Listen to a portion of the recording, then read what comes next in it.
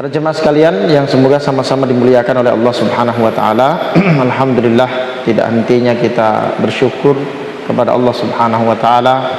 Tak bosannya kita memuja dan memuji Allah yang Maha Agung, yang Maha Kuasa, Maha Pengasih, Maha Penyayang, dan dengan Maha Kasih sayangnya itu memberikan kepada kita kenikmatan yang banyak.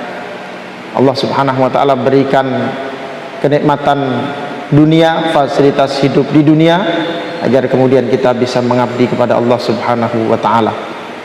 Allah dengan sifat rahimnya, dengan sifat sayangnya kepada kita, Allah Subhanahu wa taala berikan kepada kita keimanan sehingga kita termasuk orang-orang yang bertauhid kepada Allah Subhanahu wa taala, sehingga kita termasuk orang yang menerima Islam sebagai jalan hidup kita menuju kepada Allah Subhanahu wa taala, sehingga kelak ketika di akhirat nanti insyaallah kita termasuk orang-orang yang diselamatkan oleh Allah Subhanahu wa taala.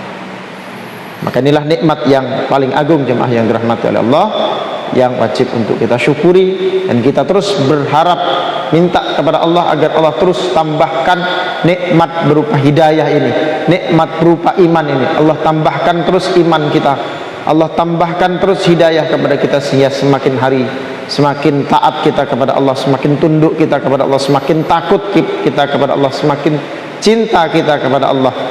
Tidak sebaliknya, kita tidak lagi terlalu berharap kepada dunia, tunduk kepada dunia, tunduk terlalu cinta kepada dunia, sebab kita memahami, mengetahui semakin orang mengenal Allah maka dia akan semakin mengenal tujuan hidup ini, bahwa tujuan hidup ini bukan untuk mendapatkan apa yang ada di dunia ini, tapi untuk mendapatkan keridhaan Allah, mendapatkan kebahagiaan yang abadi, yakni di jannahnya Allah Subhanahu wa taala. Salawat dan salam semoga terlimpah curah kepada junjungan kita Nabi Allah Muhammad sallallahu alaihi wasallam beserta ahli bait, para sahabat, para kerabat, dan semoga kita termasuk umat beliau yang istiqomah di atas al-Islam, istiqomah mengikut sunnah Nabi sallallahu alaihi wasallam. Jemaah yang dirahmati Allah, malam hari ini kita akan lanjutkan kajian kita mengkaji hadis-hadis Nabi sallallahu alaihi wasallam, mempelajari sunnah Nabi sallallahu alaihi wasallam, mempelajari petuah-petuah Nabi sallallahu alaihi wasallam, mengambil manfaat dari warisan-warisan Nabi, wasiat-wasiat Nabi yang kemudian bisa kita jadikan penuntun, pedoman di dalam kita menjalani kehidupan kita ini sebagai seorang hamba. Hadis-hadis yang kita bahas pada kesempatan kali ini, sebagaimana sudah kita mulai pekan sebelumnya, kita masuk kepada pembahasan babuz zuhdi wal wara' dalam kitabul Jami' min Bulughil Maram li Ibnu Hajar Al-Asqalani rahimahullahu taala. Ini hadis yang sebelumnya, hadis pertama itu adalah hadis yang bertema tentang perkara wara'. Hadis yang kedua sudah menyentuh pembahasan tentang az-zuhud, dan hadis yang ketiga ini juga bertema tentang zuhud. Sudah kita jelaskan kalau zuhud itu levelnya di atas daripada sikap wara'. Kalau orang wara' itu adalah orang yang sangat hati-hati terhadap apa yang dilarang oleh Allah, baik itu yang haram, baik itu yang makruh. Dia akan berupaya untuk meninggalkannya, sehingga bahkan perkara-perkara yang samar-samar pun dia tidak akan berani untuk mendekatinya. Itu sikap wara', sangat berhati-hati. Sikap zuhud lebih daripada itu, dia tentu sangat berhati-hati kepada apa yang dilarang oleh Allah Subhanahu wa taala. Lebih dari itu, bahkan dia menjauhi segala yang tidak mendatangkan manfaat untuk akhiratnya. Maka hadis yang akan kita bahas pada kesempatan kali ini adalah sebuah hadis yang diriwayatkan oleh Imam Bukhari dari sahabat Nabi sallallahu alaihi wasallam Abdullah ibni Umar radhiyallahu anhuma, bahwasannya beliau Abdullah bin Umar itu berkata, akhadha Rasulullah sallallahu alaihi wasallam bimankibayya. Suatu ketika Rasulullah Shallallahu Alaihi Wasallam itu memegang pundakku. Rasulullah Sallallahu Alaihi Wasallam memegang pundaknya Abdullah ibn Umar radhiyallahu anhuma. Abdullah bin Umar termasuk sigharu sahabah, sahabat yang anak-anak ketika bersama dengan Nabi Sallallahu Alaihi Wasallam, usia muda, usia remaja, usia belia. Tapi termasuk sahabat yang banyak mengambil ilmu dari Nabi Sallallahu Alaihi Wasallam, yang banyak membersamai Nabi, banyak mendengarkan petuah-petuah, nasihat-nasihat Nabi Sallallahu Alaihi Wasallam. Dan memang Nabi punya perhatian khusus kepada anak-anak muda. Nabi punya perhatian khusus kepada anak-anak muda. Diberikan perhatian khususnya terkait dengan ilmu agama. Tentu saja Nabi Sallallahu Alaihi Wasallam memperhatikan anak-anak muda. Bagaimana kita melihat Nabi Sallallahu Alaihi Wasallam kemudian memberikan kesempatan kepada sahabat-sahabatnya yang muda untuk kemudian dekat kepada beliau, diberi nasihat. Bagaimana Ibnu Abbas, Ibnu Mas'ud menjadi sahabat-sahabat muda yang cerdas luar biasa karena bimbingan Rasulullah Sallallahu Alaihi Wasallam. Bagaimana Usama bin Zaid misalnya bahkan diberikan kesempatan untuk memimpin sebuah pasukan ketika usianya masih belasan tahun. Itu menunjukkan Nabi Sallallahu Alaihi Wasallam sangat perhatian kepada generasi muda, sangat perhatian, karena memang Nabi Sallallahu Alaihi Wasallam menaruh harapan bagi Islam ini di pundak anak-anak muda yang energinya masih besar, kecerdasannya masih baik ketika menyerap ilmu.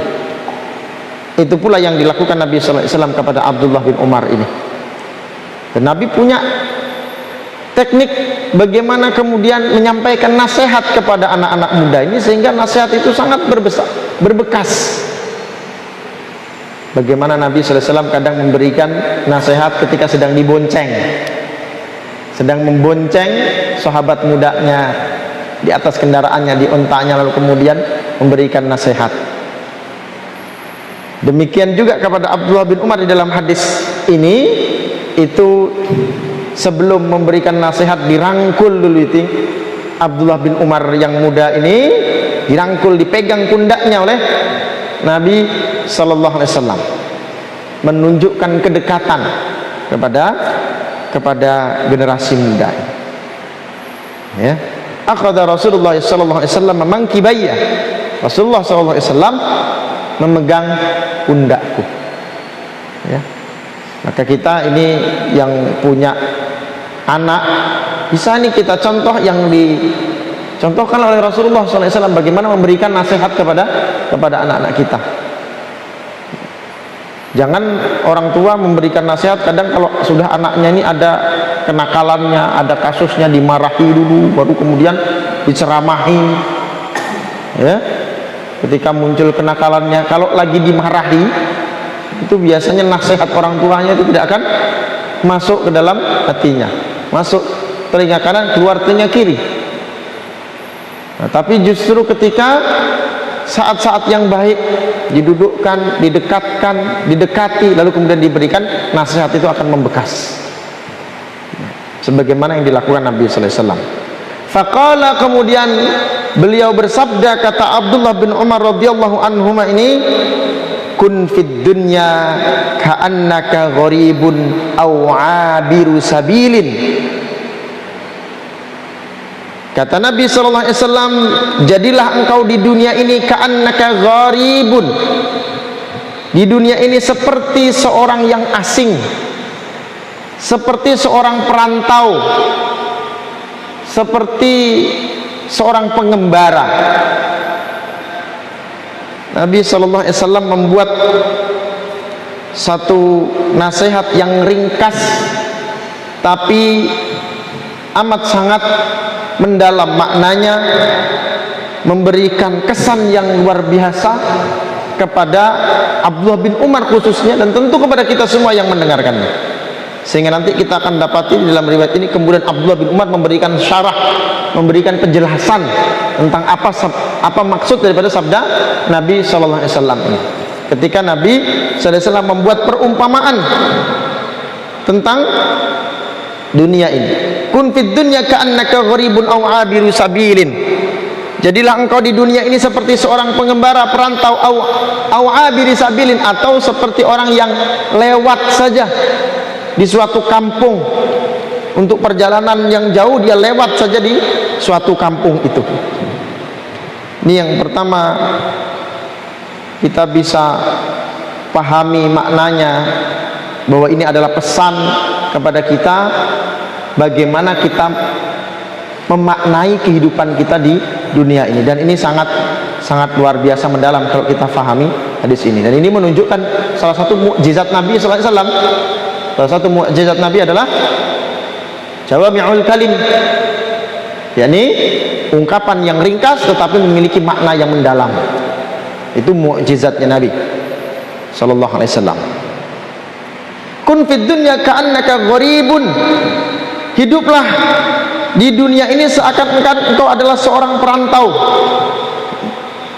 Pesannya Nabi sallallahu alaihi wasallam, sesungguhnya diumpamakan, diibaratkan manusia di dunia ini hidupnya tidak lebih dari seorang perantau, seorang pengembara.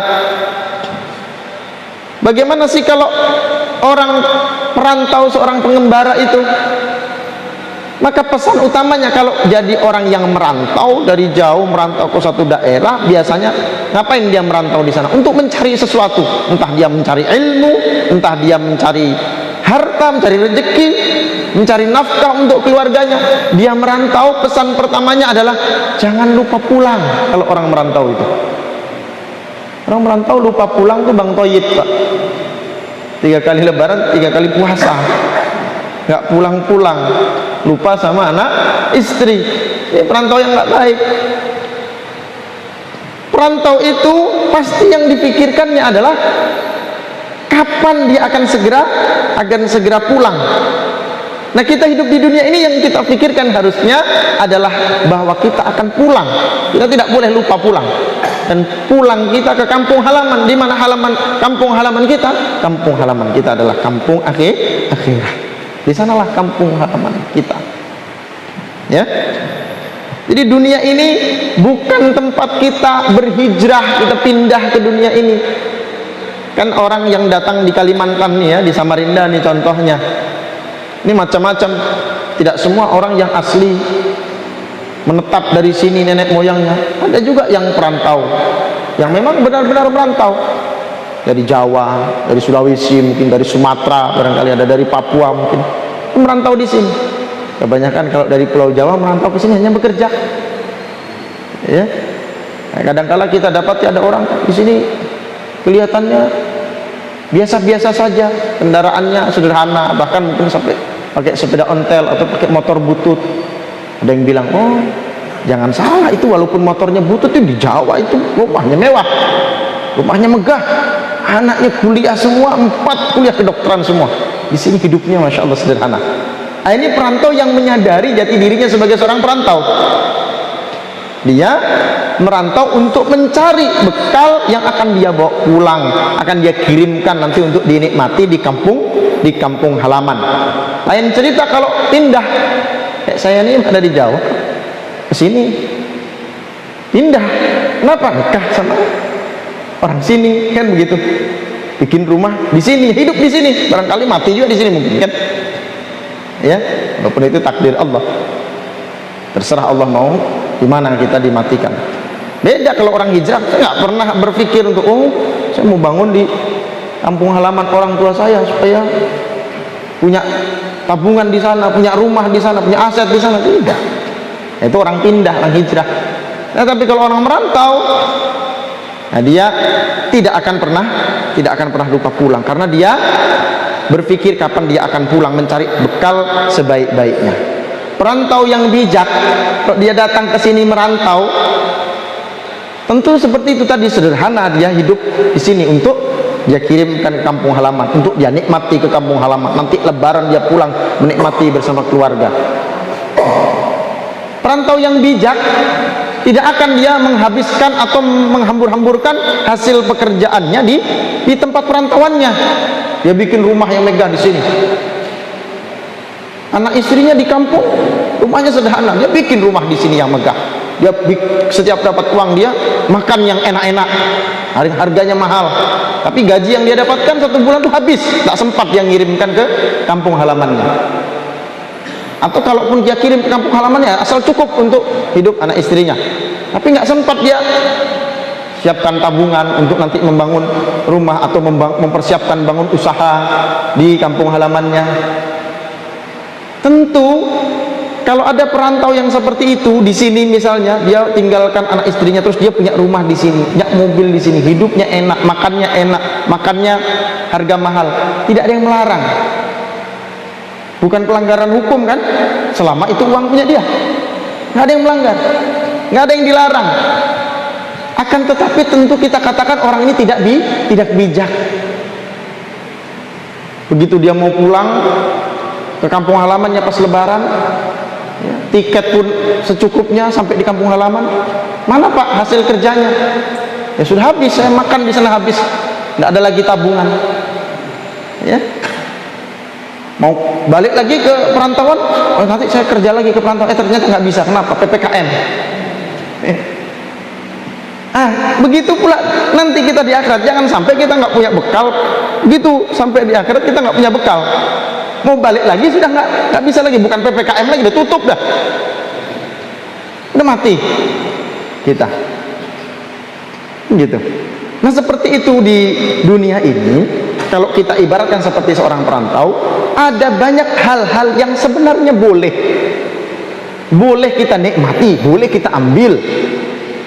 Tetapi sayang kalau kemudian energi kita di dunia, potensi kita di dunia, potensi kesehatan, potensi pikiran, potensi harta yang kita miliki di dunia ini, kita gunakan untuk sesuatu yang tidak ada manfaatnya di akhirat. Seperti perantau tadi itu, nggak ada yang larang.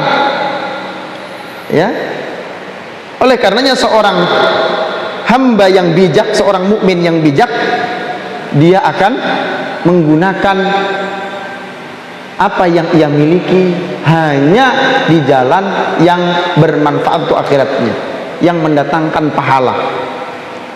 Inilah sikap zuhud, yaitu apa? Dia menghindari segala sesuatu yang tidak bermanfaat untuk dirinya dalam perkara akhirat, walaupun itu boleh. Ya, walaupun itu boleh, itu orang yang zuhud.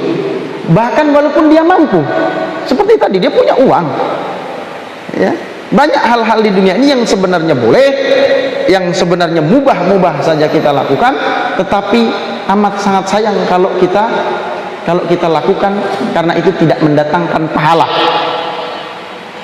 Ya, tidak yang melarang, haram, makruh pun tidak bahkan. Apa contoh? Ya, banyak hal-hal yang bisa kita contohkan. Misalnya ya, wisata kuliner kita. Ada yang hobi makan-makan misalnya.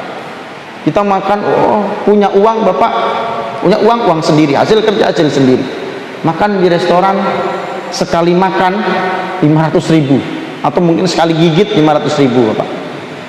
Ada yang larang nggak? Nggak ada yang larang, selama itu uang kita. Boleh-boleh saja. Iya kan? Tapi kalau 500.000 sekali makan, kita makan jadi kotoran Pak, sama aja kan hasilnya.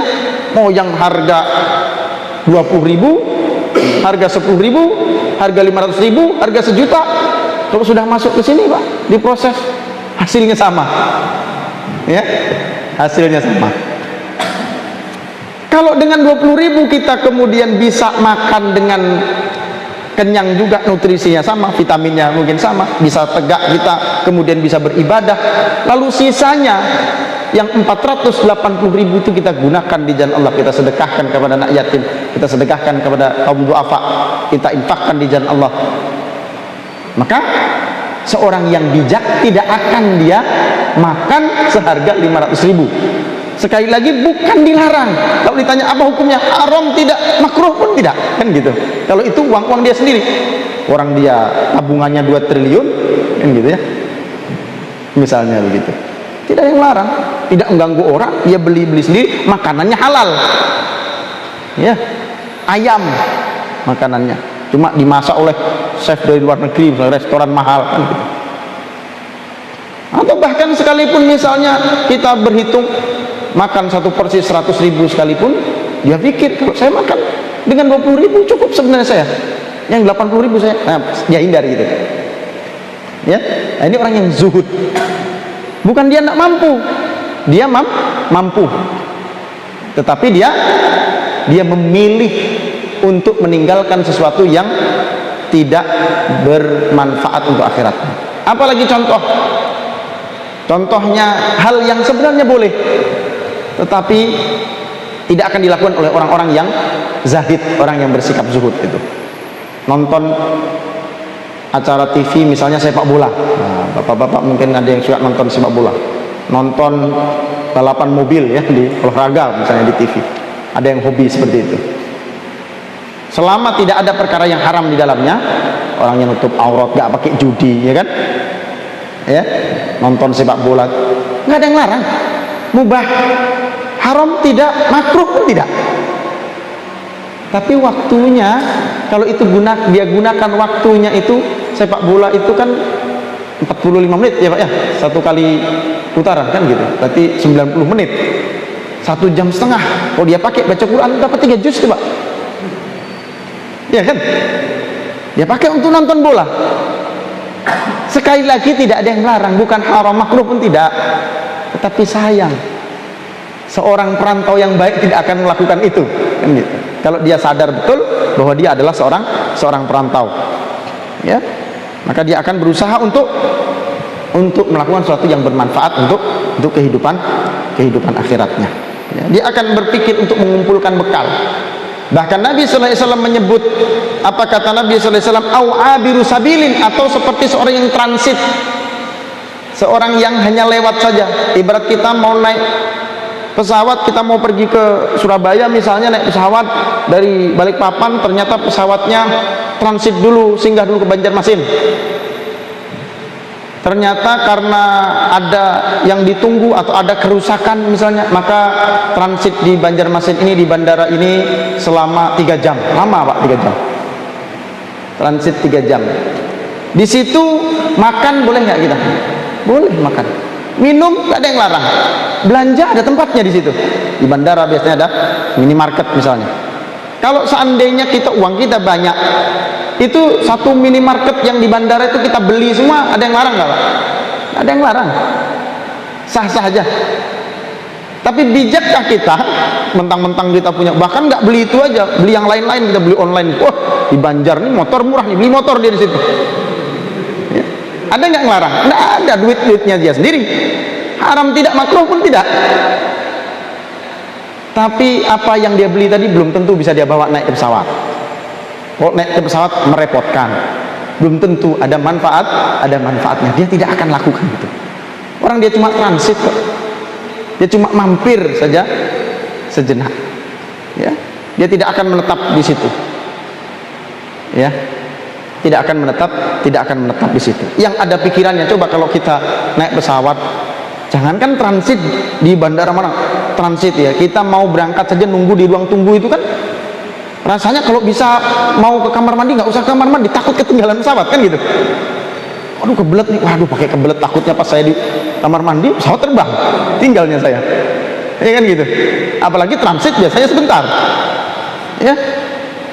Kita tidak akan yang macam-macam, oh tegang kita nunggu. Nah hidup kita tuh mestinya begitu tuh. Setiap hari kita memikirkan, besok jangan-jangan saya yang dipanggil. Kalau di masjid tiba-tiba habis subuh ada inna lillahi wa inna ilaihi roji'un, itu kan panggilan. Kita kalau di bandara, di stasiun, di terminal ada panggilan, ting tong tong gitu ya. Penumpang pesawat ini gitu ya, pesawat sekian dengan nomor penerbangan sekian harap segera memasuki pesawat. Kita lihat tiket, lain saya sekalinya. Kapan saya ini? Nunggu kan kita kan. Sebentar-bentar lihat gitu, sebentar lihat gitu. Mestinya kita di dunia kan seperti itu juga. Begitu ada inna lillahi wa inna ilaihi raji'un, Bapak Ahmad bin Muhammad, lain saya itu. Kapan saya ya? Harusnya gitu kita. Rindu kita pengen cepat pulang. Kapan saya dipanggil? Ya. Dan kita semua ini sedang menunggu panggilan. Kita semua ini sedang dalam vonisnya Allah Subhanahu wa taala, divonis mati. habis mati. Malam pengajian, besok lagi diumumkan wafat.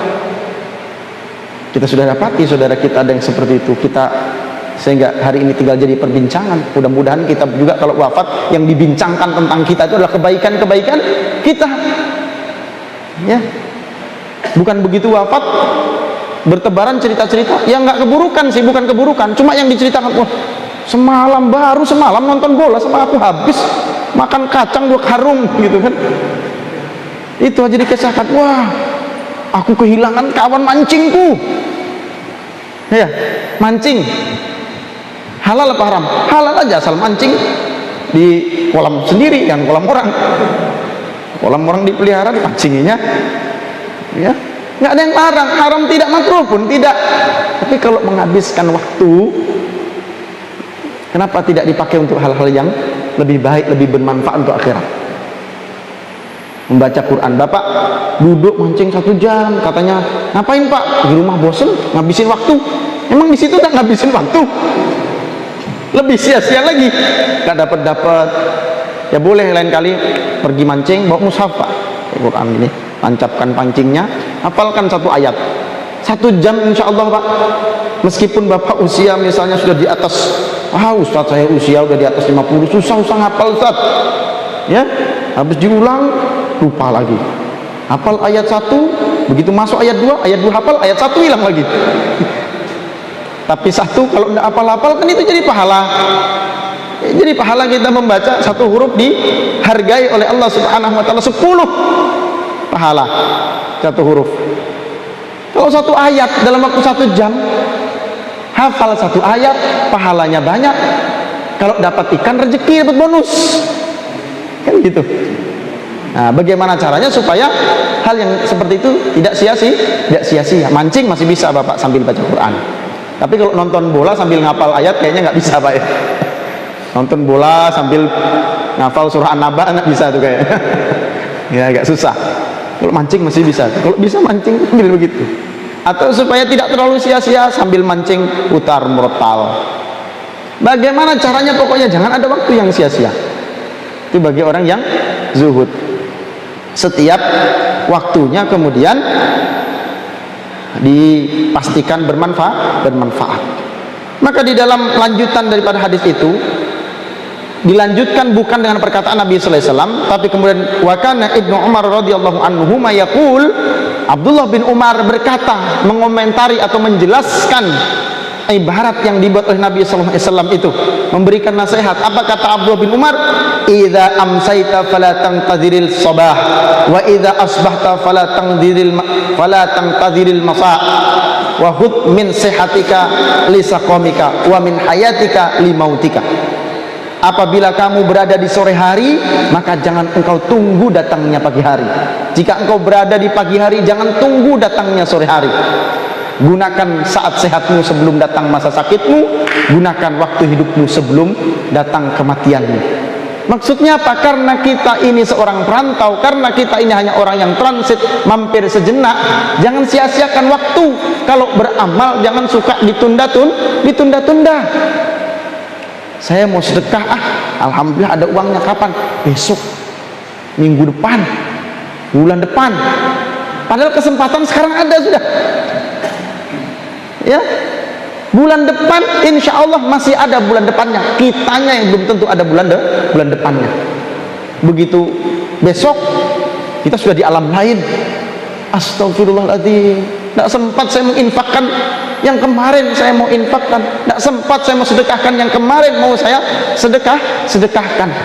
Coba kalau kita sudah di misal nih ya, ini permisalan aja, bapak ini lagi di hadapan sidang, kata hakimnya bapak bersalah dan bapak divonis hukuman mati, dan hukuman mati itu tidak boleh ditunda, harus dieksekusi minggu depan, tidak boleh lewat. Bapak divonis mati seminggu, harus dieksekusi. Kira-kira masih sempat nonton bola nggak pak? Permintaan terakhir, aku mau mancing dengan kawan mancing itu. Ada punya uang, wah, boleh nggak saya izin shopping dulu ke mall, mumpung mati nih. jalan-jalan ke mall, enggak, uang yang ada langsung kita pesani keluarga kita, tolong uangku ini di sini sedekahkan, infakkan semua, aku minggu depan meninggal. Ya. Coba betapa manusia kadang lebih percaya kepada manusia daripada kepada Allah. Dokter bilang, aduh bapak, umur bapak sebulan lagi, waduh, gelisah hidupnya, ya, divonis kena penyakit ini, wah ini penyakit mematikan, udah pasti mati, saya pasti mati. Padahal Allah yang memvonis lebih daripada itu atau lebih cepat daripada itu, ya. Nah ini, kalau kita sudah menyadari betul bahwa kita ini hanya sebentar, hanya singgah saja, maka tidak akan sempat kita melakukan hal yang sia-sia. Kita punya harta, kita gunakan di jalan Allah, tidak menunggu nanti, tidak menunggu besok, tidak menunggu sadar itu biasanya ketika sakit.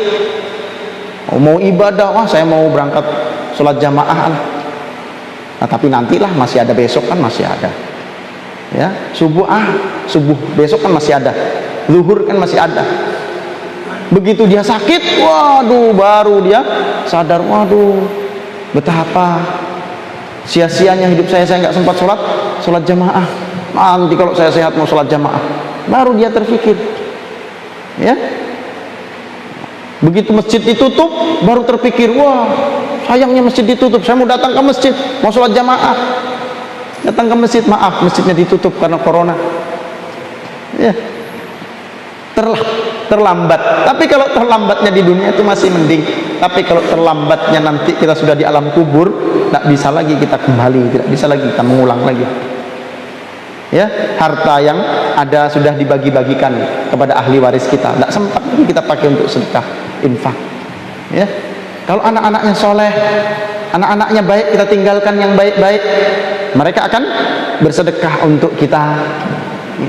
Harta kita digunakan untuk kebaikan, kita tidak tahu, ternyata sepeninggal kita, anak kita tidak karu-karuan, harta kita dihabiskan untuk hal-hal yang tidak bermanfaat, bahkan untuk yang maksiat. Maka jangan tunggu nanti kalau kita masih bisa beramal hari ini. Jangan tunggu nanti kalau kita masih bisa bertaubat hari ini. Jangan suka menunda, karena tidak ada penundaan kecuali pasti berakhir dengan penyesalan. Orang yang suka menunda pasti berakhir kepada penyesalan, pasti menyesal. Orang kafir, kalau dalam surah An-Naba itu sampai wa yaqul kafiru ya laitani kuntu turaba. Orang kafir mengatakan di akhirat nanti, aduhai seandainya dulu aku tidak diciptakan jadi manusia, aku diciptakan jadi tanah saja, nggak usah dijadikan manusia. Pengen kembali dikembalikan ke dunia, tapi jangan jadi manusia, mending jadi tanah. Kalau harus kemudian menanggung semua perbuatan ini, jangan sampai pula kita seperti itu. Sudah wafat baru kita kembalikan saya ke dunia, walaupun sehari saya ingin sholat lagi, saya ingin jamaah lagi, saya ingin hadir majelis ilmu, saya ingin infak, saya ingin sedekah. Setelah kita wafat sudah tidak bisa kembali lagi, ya. Jangan lalu kemudian kita menunda beramal soleh. Saya mau rajin baca Quran, tapi besok aja lah, ya. Kenapa? Kalau malam ini waktu saya pendek, saya paling baca cuma 1 halaman, tapi kalau besok saya bisa 1 juz. Padahal kalau dia membaca malam ini dan besok dapatnya 1 juz lebih 1 halaman, kan gitu. Tapi karena kita tunda besoknya belum tentu jadi. Ternyata besok sibuk, besok ada halangan ini itu, atau bahkan besoknya kita nggak ada, kita wafat, nggak sempat kita baca Quran. Ada waktu sekarang, ya. Kita mulai sekarang, sempat 1 ayat, baca 1 ayat. Paksakan bahkan diri kita untuk bisa beramal ketika kita ada waktu, ketika ada kesempatan. Jangan justru mencari-cari alasan dan mencari-cari kesibukan agar kita tidak beramal ibadah, agar kita menunda amal ibadah kita. Ya, mencari-cari kesibukan. Oh, baca Quran 1 halaman, sebenarnya masih bisa halaman berikutnya, tapi kayaknya saya sibuk nih. Kenapa? TV belum ditonton, kesian. Ya, sinetron lewat. Akhirnya kemudian hanya akan menjadi penyesalan.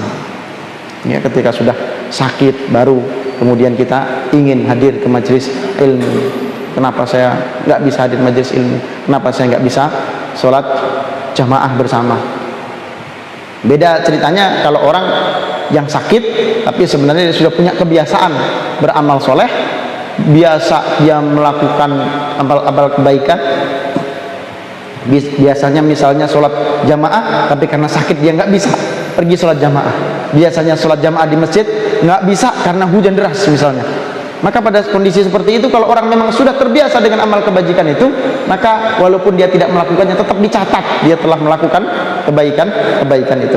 Ada hadis Nabi sallallahu alaihi wasallam riwayat Imam Bukhari, kata Nabi, idza maridal abdu aw safara kutiba lahu mithlu ma kana ya'malu muqiman sahihan. Jika seorang hamba sakit atau melakukan safar, perjalanan jauh, maka dicatat baginya pahala sebagaimana kebiasaan ketika dia sedang mukim dan ketika dia sedang sehat. Ya. Nah, maka jangan menanti ketika kita dalam keadaan sempit waktunya. Pada saat kita punya waktu luang, segera gunakan waktu luang itu untuk kebaikan, sehingga kemudian kita tidak menyesal. Baik jamaah yang dirahmati oleh Allah Subhanahu wa taala, tentu banyak faidah yang bisa kita gali lagi dari hadis ini, banyak sekali, luas sekali yang masih bisa kita gali, tapi waktu membatasi kita. Masih ada waktu sedikit, jika ada pertanyaan saya berikan kesempatan, saya persilahkan jamaah yang dirahmati Allah. Tapi kalau tidak ada nggak usah dipaksa Pak, nanti dibuat-buat dipaksa-paksa ya, susah nanti jawabnya, nanyanya aja susah apalagi jawabnya gitu. Ya, silakan Pak.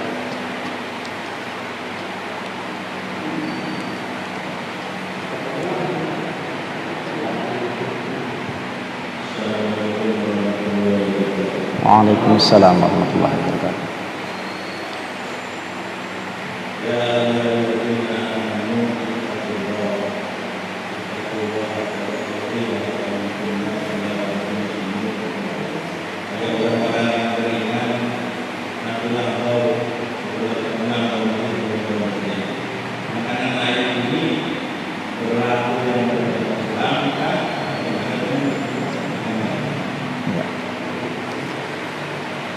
Ayat ini ya, ya ayyuhalladzina amanu taqullaha haqqa tuqatih wa la tamutunna illa wa antum muslimun.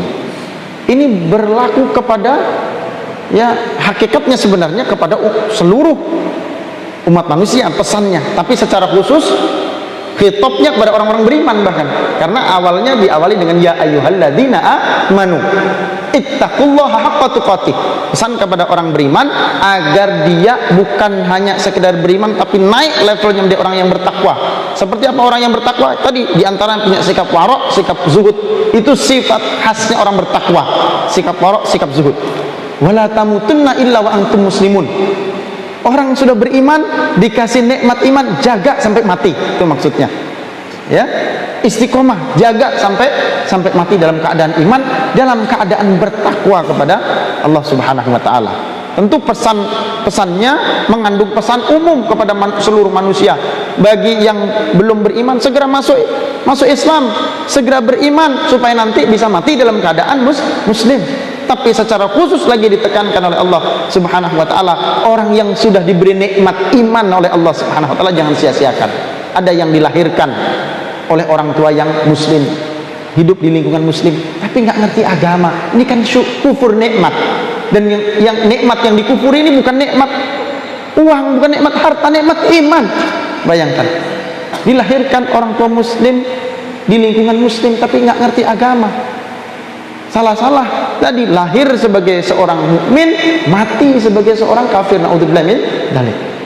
Ya, jadi pesannya umum ya, mengandung pesan untuk manusia secara umum, tapi lebih khusus lagi penekanannya kepada orang yang sudah diberi nikmat iman oleh Allah Subhanahu wa taala agar dia istiqomah, jaga imannya, terus upayakan naik, jangan biarkan turun. Kalau dibiarkan turun lama-lama habis. Pas meninggal, naudzubillah min dzalik. Gitu. Kalau bisa pas lagi naik-naiknya iman itu diwafatkan kita kepada Allah, maka kita minta kepada Allah, ya Allah, kita minta wafat dalam keadaan husnul khotimah. Dalam keadaan apa? Dalam keadaan iman sedang naik. Kapan iman sedang naik? Biasanya habis pengajian iman naik, Pak. Nah, kalau pengajian seminggu sekali, itu biasanya hari Senin pengajian, Selasa, Rabu, Kamis. Hari Kamis sudah mulai turun. Nah, hari Jumat pengajian lagi, gitu ya, naik lagi. Apalagi kalau pengajian tiap hari naik terus. Ya, habis pengajian naik iman, diwafatkan oleh Allah Subhanahu wa taala dalam keadaan keimanan sedang sedang prima, dalam keadaan ibadah yang sedang semangat-semangatnya. Semoga insyaallah, semoga kita diberikan keistiqomahan oleh Allah Subhanahu wa taala, diberikan akhir kita akhir yang husnul khatimah, amin ya rabbal alamin. Selebihnya nanti jika masih ada pertanyaan kita lanjutkan setelah sholat isya. Demikian yang dapat saya sampaikan, semoga ada manfaatnya. Mohon maaf bila ada salah dan khilafnya. Usikum menafsi bitaqwallah, ihdinas siratal mustaqim, billahi taufiq wal hidayah wa ridha wal inayah. Wassalamualaikum warahmatullahi wabarakatuh.